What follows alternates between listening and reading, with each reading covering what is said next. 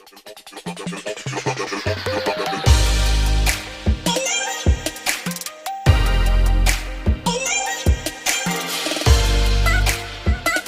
छात्रों ऑनलाइन आ जाओ, टॉपर्स वाले भी आओ, अनुज वाले भी आओ, ऑनलाइन मैसेज करो, सभी को इकट्ठा करो, ऑनलाइन आओ।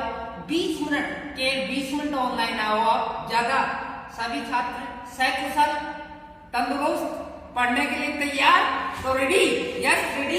सामने देखो बोर्ड की तरफ, सभी तैयार पढ़ने के लिए। सभी छात्र आओ, मैसेज करो, और छात्रों को करो दिनेश, और छात्रों को करो मैसेज। सभी ऑनलाइन आओ, सभी पढ़ने के लिए तैयार, रेडी।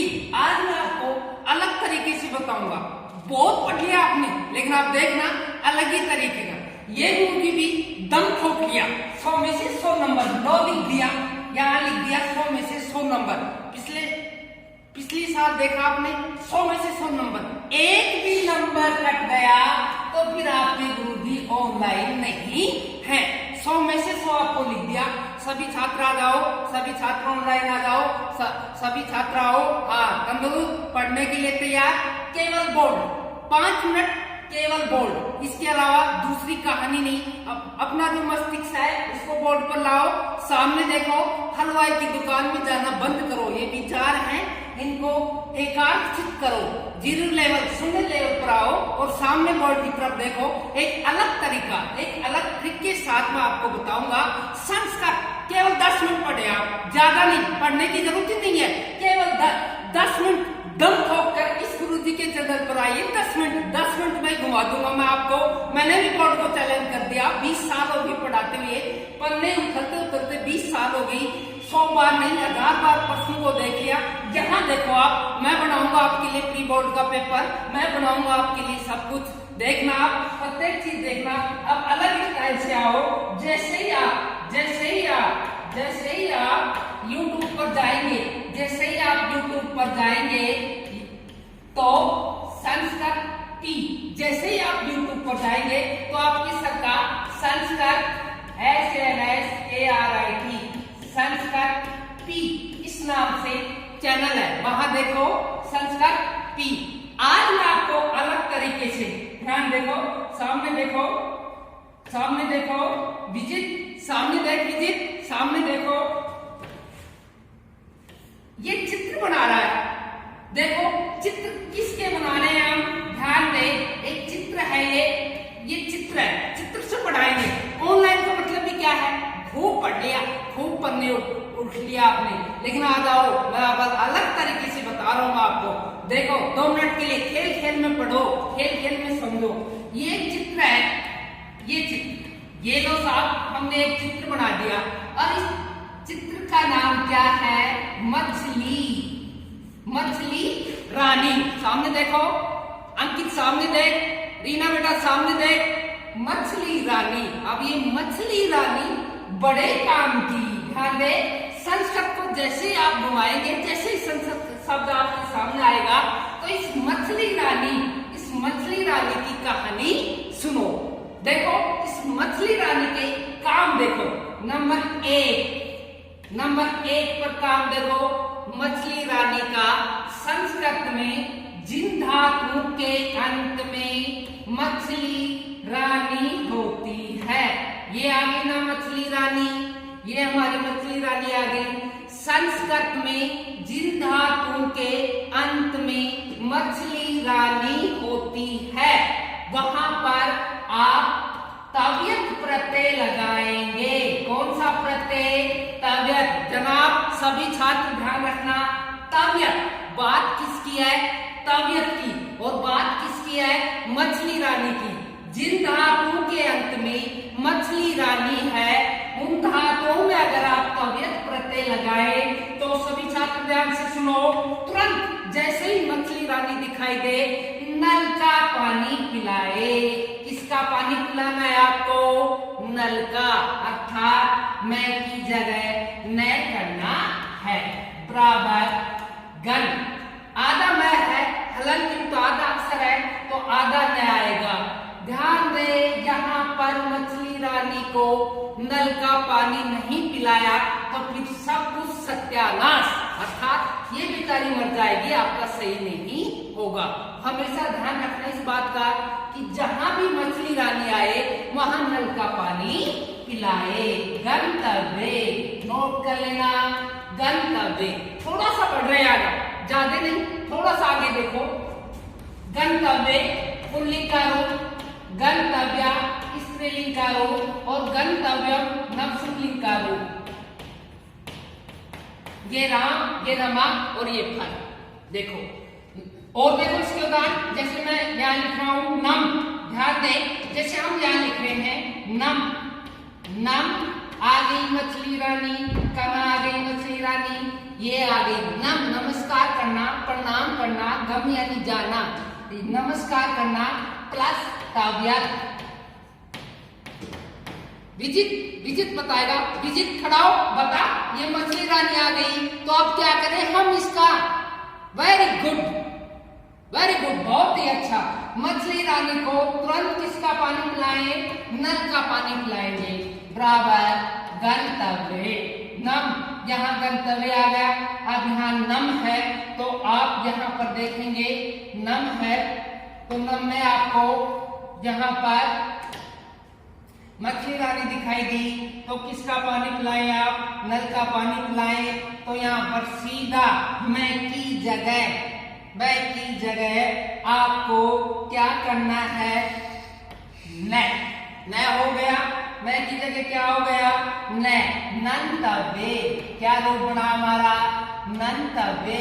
क्या रूप बनेगा, ये पुल्लिंग का रूप है, स्त्रीलिंग में आए तो आप क्या लिखेंगे, नंतव्या, रमा, नंतव्या या कि और नपुंसकलिंग में आप लिखेंगे नंतव्यम, नंतव्यम। तो पहला कार्य मछली रानी का है कि जिन धातुओं के अंत में मैं हो उन धातुओं में अगर आप तव्यत प्रत्यय लगाए तो मैं के स्थान पर तुरंत मछली रानी को नल का पानी पिलाए, अर्थात मैं के स्थान पर न करे। बहुत बड़े काम करती है। देखो एक काम संपूर्ण हो गया इसका। अब दूसरा कार्य लेते हैं, दूसरा कार्य लो, दूसरा कार्य लेंगे हम। दूसरा कार्य यहाँ पर आओ, इस मछली रानी को यहाँ लेके चलते हैं। नंबर 2 पर आइए, नंबर 2 पर सभी छात्र आ जाओ, ऑनलाइन आओ सभी छात्र, हाँ तुरंत जल्दी ऑनलाइन आओ। नंबर 2 पर देखो, नंबर 2 का कार्य ये देखो, ये मछली रानी आ गई, ये मछली रानी आ गई। कहाँ आ गई मछली रानी, यहाँ आ गई, ये आ गई मछली रानी। अब देखो नंबर 2 पर मछली रानी का काम है, अर्थात पद के अंत में शुरू में 2 पद होते हैं, 1 नंबर और 2 नंबर। विद्या प्लस आलय, अक्सर से बोल रहे 6-7, विद्या प्लस आलय। प्रथम पद का अंत में देखो प्लस, दूसरा 2 नंबर पर देखो 1 नंबर पर मछली रानी आए और उसके बाद में व्यंजन वर्ण आए तो अनुस्वार संधि हो जाती है। कौन सी संधि हो जाती है, यहाँ लिख रहा हूं मैं, अनुस्वार संधि हो जाती है। कौन सी संधि हो जाती है, अनुस्वार संधि। अब इस मछली रानी का क्या काम है, ये मछली रानी अनुस्वार बन जाती है। जैसे बिंदु होती है ना, बिंदु की तरफ देखो, बिंदु को हम क्या कहेंगे, अनुस्वार। तो ये मछली रानी क्या बन जाएगी, अनुस्वार। अर्थात जो पद के अंत में मैं आए तो वहां मैं को उठाकर हम इस मैं के स्थान पर क्या कर देंगे, अनुस्वार। मैं के स्थान पर क्या कर देंगे, ये लो, ये बिंदु आ गई, सभी छात्र ध्यान दे, ये लो, ये बिंदु आ गई, मैं का क्या हो गया, अनुस्वार। और यहाँ पर वंदे। दूसरा कार्य मछली रानी का, मछली रानी आए तो जो ललाट पर लगाते हैं बिंदिया, मछली रानी क्या बन जाएगी, बिंदिया। कौन सी संधि में बनेगी बिंदिया, अनुस्वार संधि में बनेगी। तो नंबर 2 का कार्य है मछली रानी का बिंदिया बनना। तो हरिम प्लस वंदे, जहां भी पद के अंत में मैं आए और मैं के बाद में मैं आए व्यंजन वर्ण, का मतलब व्यंजन वर्ण कोई सा भी आए, कह गए कोई सा भी आए तो तुरंत मछली रानी को बिंदिया पहना दो। अर्थात मैं के स्थान पर आप क्या लगा देंगे, बिंदु। समझ में आ गया। समझ में आ रहा है सभी छात्रों को? सभी छात्र सामने देखो, समझ में आ रहा है? हाँ, तो मैं मछली रानी जाए वहां आपको बिंदिया लगाना है। अब तीसरा कार्य देखो, इसी एक बार पुनः चलते हैं, पुनः आओ रानी के पास, मछली रानी के पास पुनः आओ, यहाँ से आओ, 3 नंबर पर आओ, 3 नंबर पर तीसरा कार्य बहुत ही गजब कार्य है, ध्यान दें सभी छात्र। तीसरा कार्य मछली रानी क्या करती है? 3 नंबर पर आओ, 3 नंबर पर, 3 नंबर पर ध्यान दे, ध्यान से सुने, ध्यान से समझो, केवल 10 मिनट क्लास हो, आप सब कुछ याद हो जाएगा। तो 3 नंबर पर आओ, 3 नंबर पर मैं मछली रानी का कार्य है, 3 नंबर पर ध्यान दे, नमस्कार करना, प्रणाम करना, नमः, स्वस्ति, कल्याण हो, सभी का भला हो, नमः, स्वस्ति, स्वाहा बार बार सुनते हो आप, यज्ञ में कहीं भी जाते हो तो स्वाहा शब्द का उच्चारण होता है। तो स्वाहा अग्नि के लिए आहुति, अग्नि में जो आहुति देता है उसके लिए स्वाहा। शब्दा का मतलब पितृ, कहते ना पितृ हमारे, पितरों के लिए आहुति देनी है तो स्वादा शब्द का प्रयोग करते हैं। नमः, स्वस्ति, स्वाहा, शब्दा, अलम का मतलब निषेध, अलम बस करो, पर्याप्त। इसकी भी कहानी अलग है, बताएंगे अगली क्लास में, बताएंगे छात्रों को, समझाएंगे सभी को। अलम का मतलब भी एक अलग कहानी है। तो नमः, स्वस्ति, स्वाहा, शब्दा, अलम, बसट, हवि के लिए आहुति, बसट, नमः, स्वस्ति, स्वाहा, शब्दा, अलम, बसट। योग, ये जहां भी आएंगे, योग का मतलब ध्यान दे, सभी छात्र ध्यान दे, बोर्ड की तरफ देखो, सभी छात्र 100 में से 100 दिया, देखो छात्र बोल रहे 100 में से 100 नंबर आएंगे।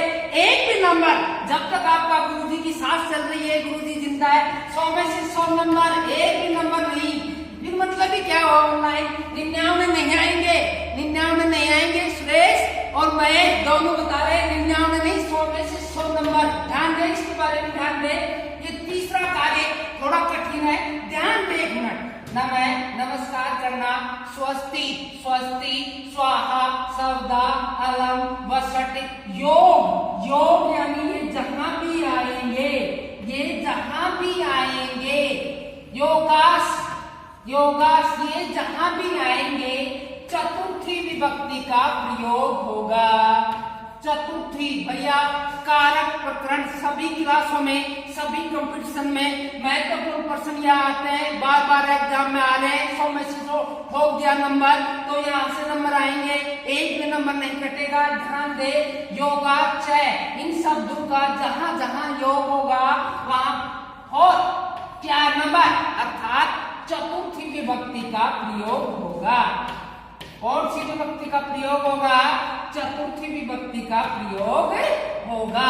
4 नंबर की जो विभक्ति है उसका प्रयोग होगा। अब ध्यान दे, नमस्कार करना। बहुत से छात्रों को देखते हम, जैसे आते हैं गुरु नमः, गलत। नमः का मतलब नमस्कार करना। इस योग में ये जहां भी आ गया वहां चतुर्थी विभक्ति का प्रयोग होगा। दिनेश, नमस्कार करने के योग में कौन सी विभक्ति आई?